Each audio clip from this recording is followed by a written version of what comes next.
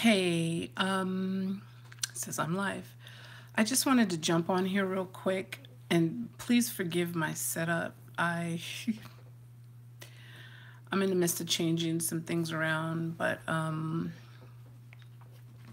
just wanted to jump on here quick. I know that retrograde Mercury is happening right now, and I don't know if that's what's going on. And whenever I don't follow the whole retrograde thing, I'll say something out loud to somebody like, damn, what is going on lately? This happened and this happened and this person's acting weird or I'm getting a weird vibe. And that's when someone inevitably will say, oh, we're in retrograde, Mercury retrograde or whatever. Um, I have a lot of stuff going on right now. I'm in transition. So that could be what it is. I don't know.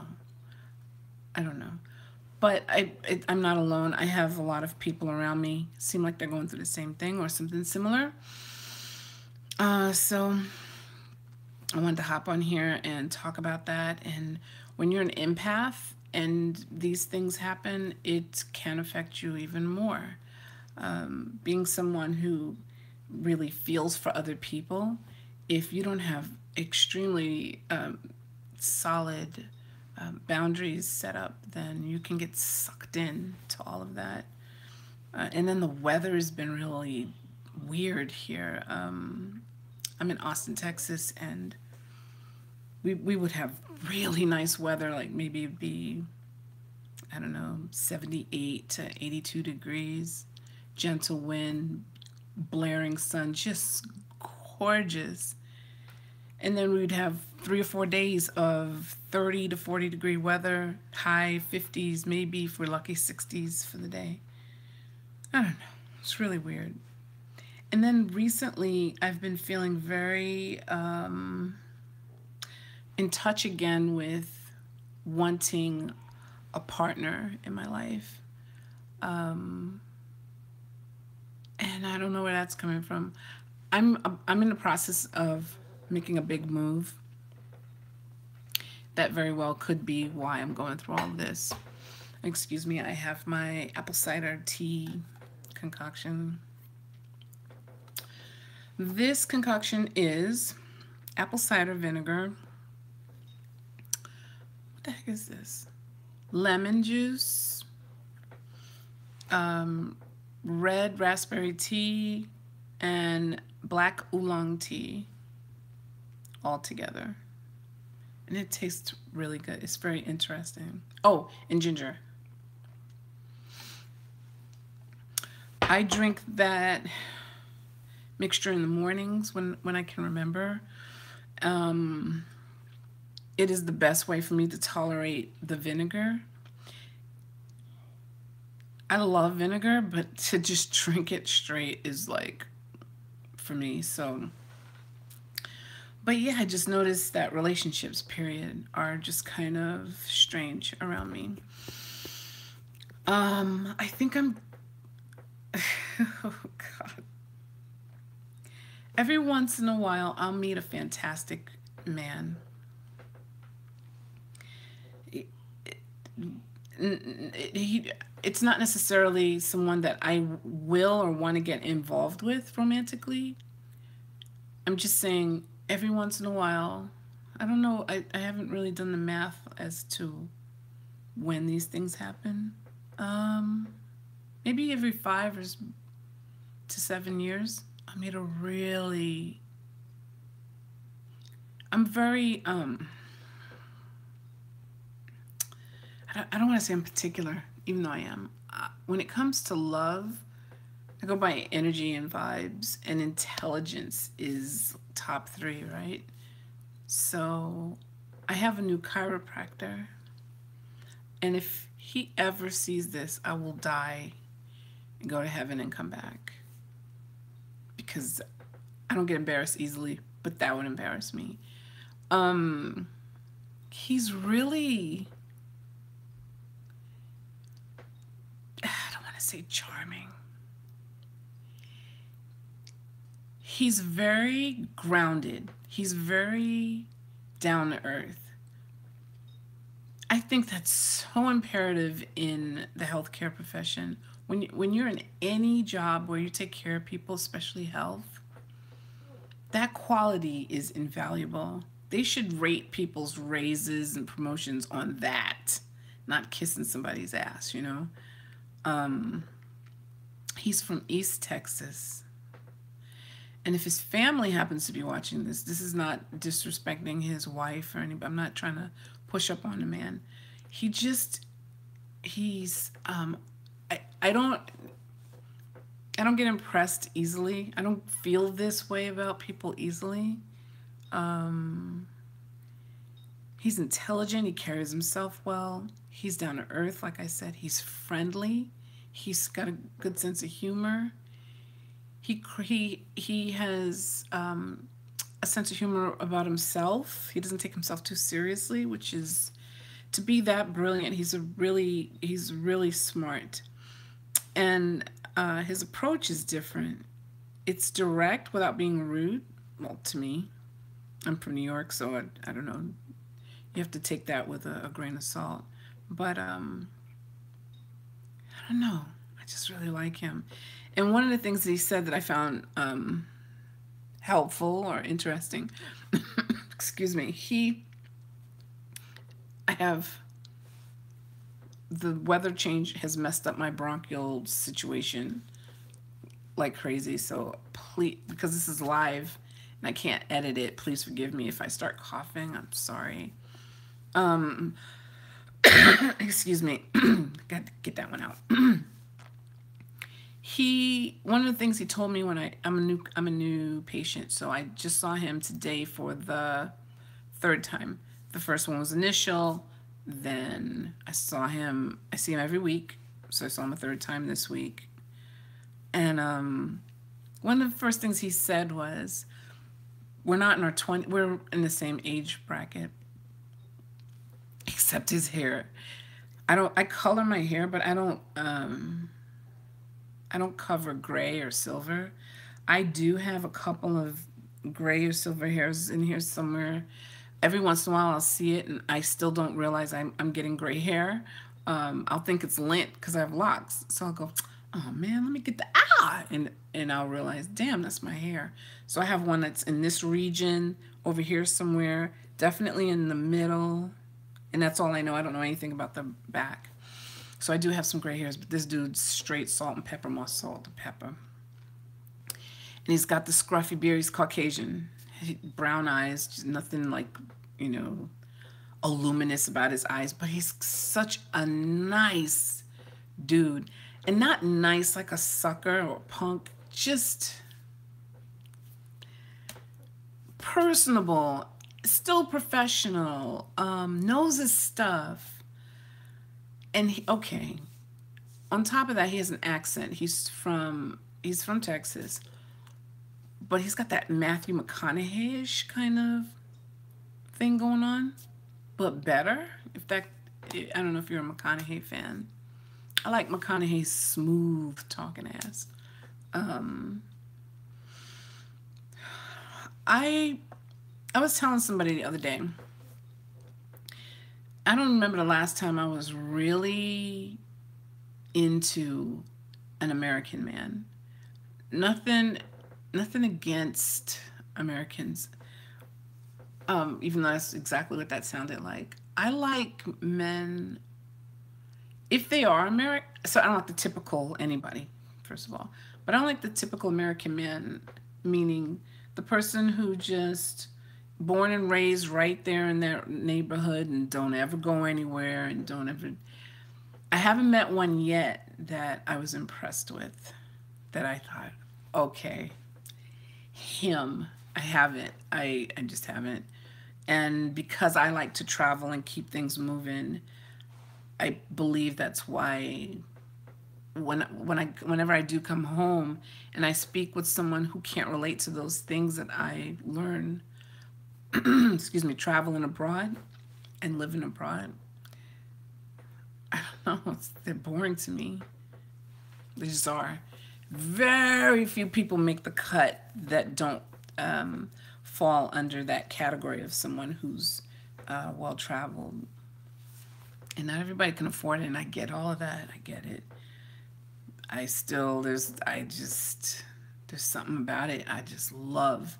So, I don't know if he's well traveled. I think he's one of those anomalies that catches me on a good day, and I look at them kind of sideways, like he's there's something special about this dude. But anyway, I love that in a man, and yeah, I'm kind of crushing on him. And when I say that, I just mean I admire him from afar. There's no way I don't do the married guy thing. I have.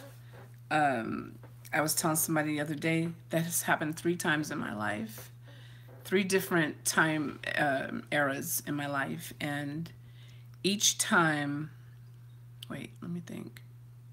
No, 2 different eras of my life, but each time it was with someone else who was getting a divorce just like I was. So me and that person were separated from our spouse and moving on. The spouse was dating other people. They lived in their own apartment. I lived in my own apartment. We were all doing our own thing except one time.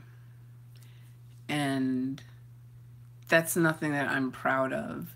And at being an empath, I felt like crap when it was happening and after. It was very short-lived. Not that it matters, but we slept together twice only, and it sucked because we were both out drinking, and he approached me, and we kissed, and we talked, and we wrote letters. And when I was in the military, and he shortly after that told me he loved me. Oh man, I just kept shaking my head like, dude, no, this is bad. And he didn't care. He was an officer. I was enlisted. That's a huge no-no. We were both technically married. I was separated from my husband, and as far as I was concerned, we were getting a divorce. And we did. Within of that affair, we had to go back to the States. So within like 6-7 months, we were divorced. He wasn't. He was with someone that he'd been with most of his life. And over 20 years, 3 kids, and it was awful. Yeah, that was terrible. Like I said, that's nothing I'm proud of, but there are a lot of women out there who do that and sleep well at night. Men too. And when it comes to when you love somebody, you just stupid things sometimes, man. And I was young. I don't like blaming it on that. I was really young, but I was 26, something like that. It just sucked. Just sucked. Doesn't matter. It just sucked. And but being empathic, I felt for her, and I said something that I normally wouldn't say, and I said, never tell her. We are not staying. This was a thing that happened. I'm leaving. You're going to be here with your family. It's dumb. Take it to your grave. Excuse me, but he didn't agree, and he said he couldn't live with that lie, and he had to tell her, and he told her, and it fucked our marriage up. It may have done that anyway, because what we did was wrong, and he said he couldn't live with it. I just felt like, if you're not ready, I mean, that was my advice to him. Maybe that was shitty advice, but I feel like if you're gonna confess something to someone, you have to be completely prepared for the consequences. So in a relationship, if you've done something horrible, to me, you have to be ready. You should be prepared for the worst thing to happen. She could have just jumped up with a butcher knife and just ended him. She could have waited and ended him in his sleep. She could have waited till they were all going for a family picnic and drove off a cliff. Like, you just, unless you're ready to walk away, or unless, I don't know. I just thought that was dumb. But anyway, I found out later that they ended up getting divorced. I guess they hung in there for a few years, but it didn't work. That was just, like I said, not a proud moment. And I really have never talked about it in public until now. And, but anyway, the doctor that I have now, I only have 2 more visits with him, and I leave, and which is good. Not I that part of me, or whatever that was in me half a lifetime ago, doesn't exist anymore. I feel like,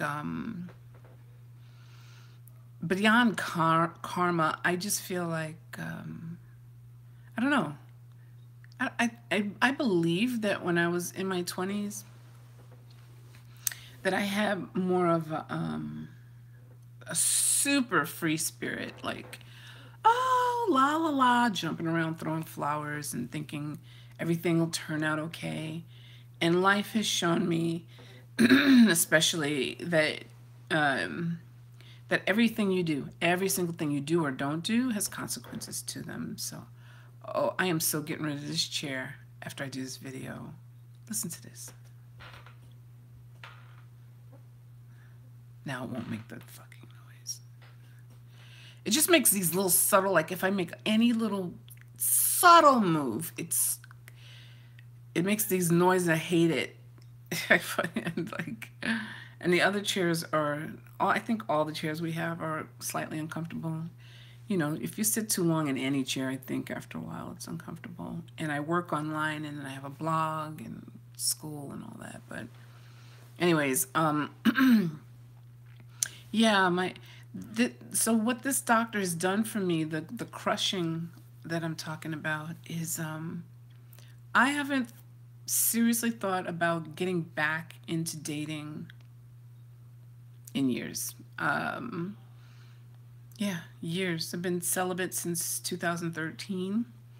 And it was after I took a sabbatical to Thailand, and was at a retreat, a yoga retreat.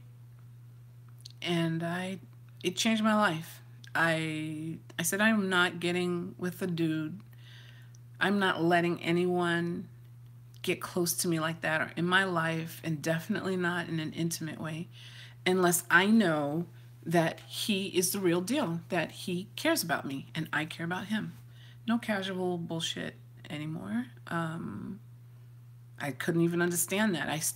That's still not, thank God, it didn't just dwindle away where I was like, wow, that was a waste of time. No, I still feel just as strongly. And it wasn't, somebody said to me the other day, well, I'm sure the first couple of years was the hardest, and after that, it's pretty easy. I guess. I'm still sexual, you know. I still have the thoughts, I still have the drive. My focus is different. I started focusing more on my family, my kids, my schoolwork, my business, and my self-care.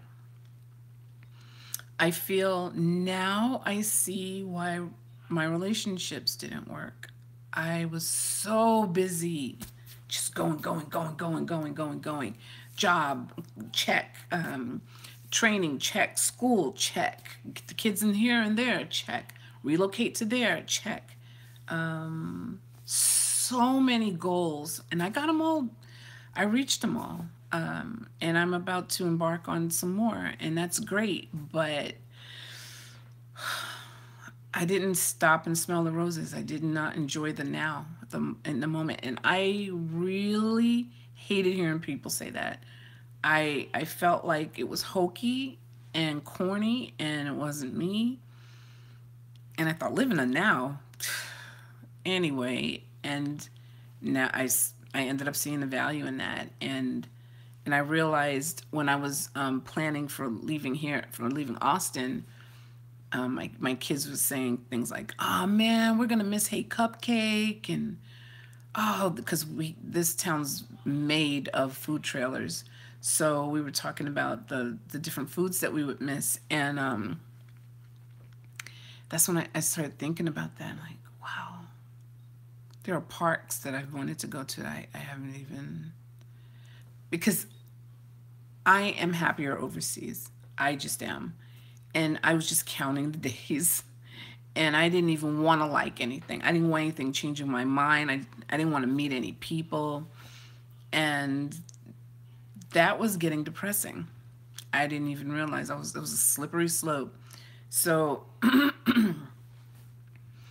I scrubbed my friends list, and that includes family. I know people think that's hard. I'm like, why is that harsh? That's not harsh. That's the reality. You can have family that are toxic in your life. I mean, it might not sound right. It might sound fucked up even. But everybody has that part of family where they're just like, Jesus. And I have that. And besides that, my personality, I'm very to myself. I like to travel alone. I like, I do a lot of introspective work. I'll forgive people, but I won't forget what happened. That's a lesson for me not to forget if they do me wrong. And then I just have my agenda. And I've never been a follower. So cliques and little groups and shit, it is really hard for me because I've never done it. So to reach my 50s and then all of a sudden be like, "Hey Susie, what you doing? Or what are you gonna wear?" I'm like, like that's, and there have been moments when that's happened to me when especially being in the military and you hang out with people, and you get rides and you go back and forth and you develop a circle. Some of that happens. So and I don't regret any of my past my past cliques. They're very small, like 2 or 3 of us. That's it. I'm not a big circle kind of person. I feel like the bigger the circle, the more thinned out the quality of the circle.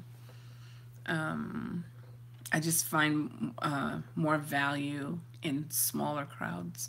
Even though 5 might sound like a small crowd, that's when it gets to be too much for me. Yeah, so, and then I realized with doing my blog and the podcast and all that, it takes a lot of time. And my hat is off to these people who do this shit on a regular basis. I'm working on it. But I realized in doing that it's difficult doing it by myself because of various reasons. And then I learned that people will tell me, don't work by myself, that you need help. So finally I said to myself, okay, I agree with that. But then when you go reach out and try to get help from these so-called friends, people, they don't support you.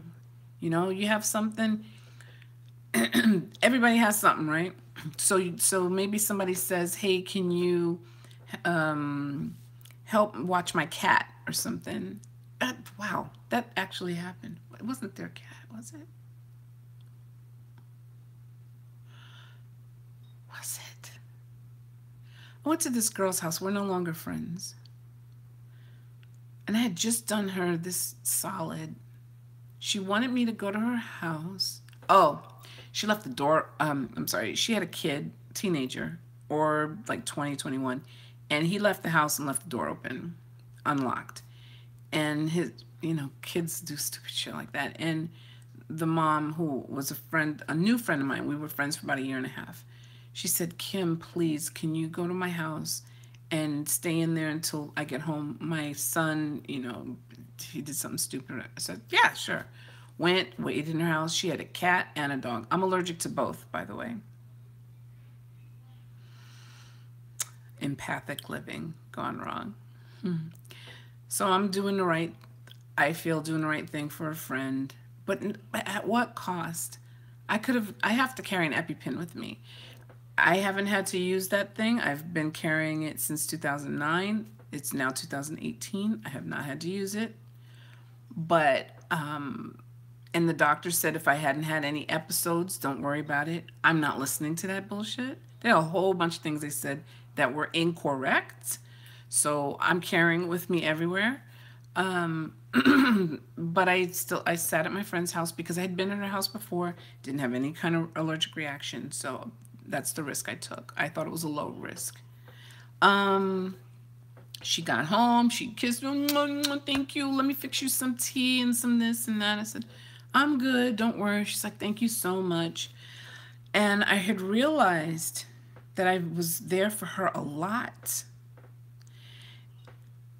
Not at that moment, later. So within days, we were sitting there.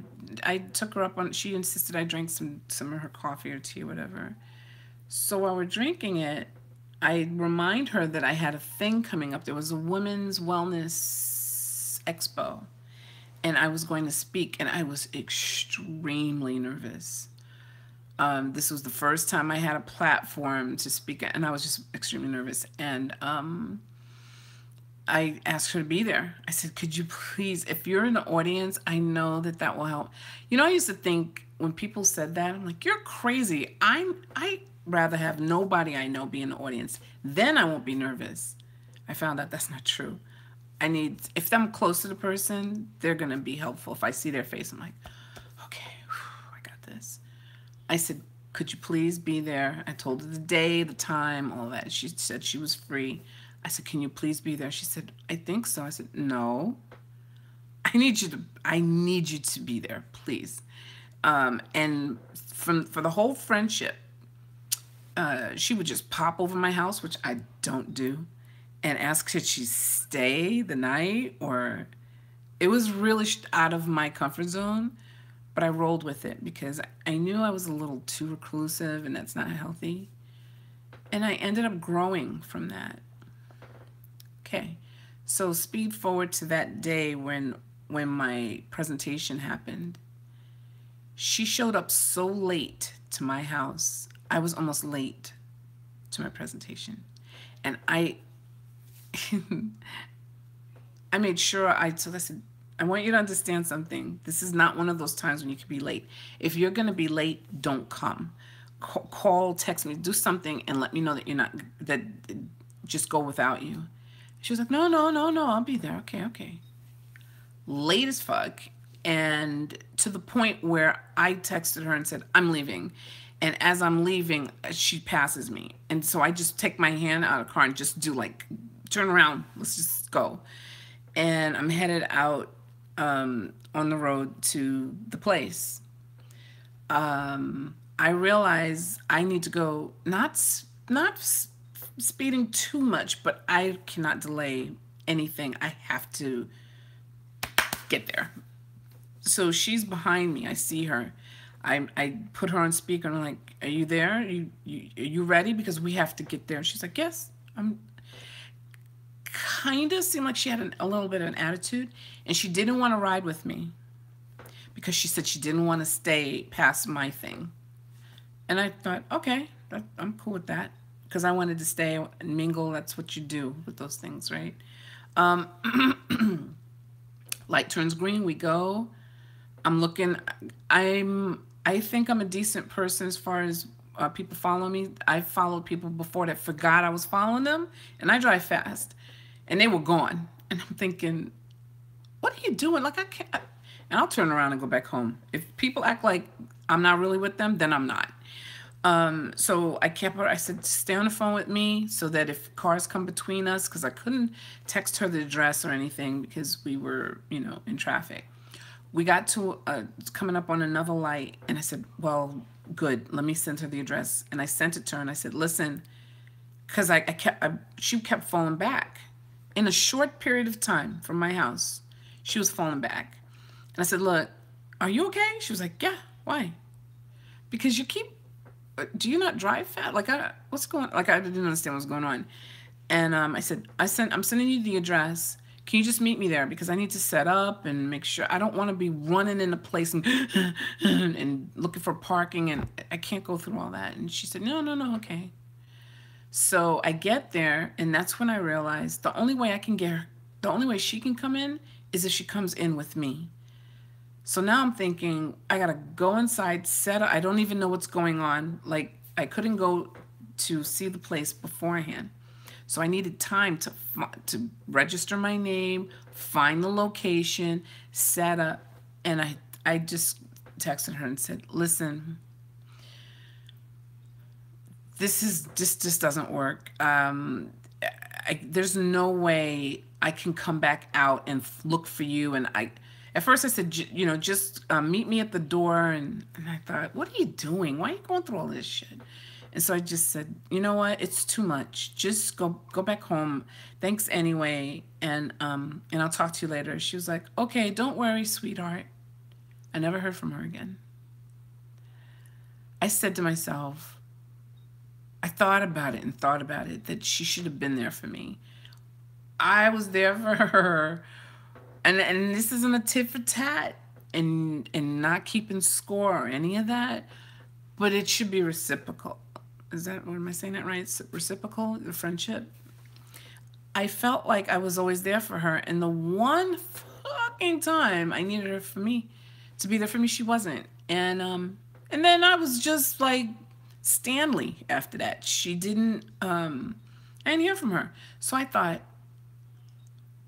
she knows that I did it. She hasn't checked on me to say, hey, Cal, how did it go? So I thought, I am going to just see how much time goes by before she reaches out to me. 3, 4, 5 days. This is somebody who I heard from almost, if not every day, every other day. And when I heard from her, it was about her.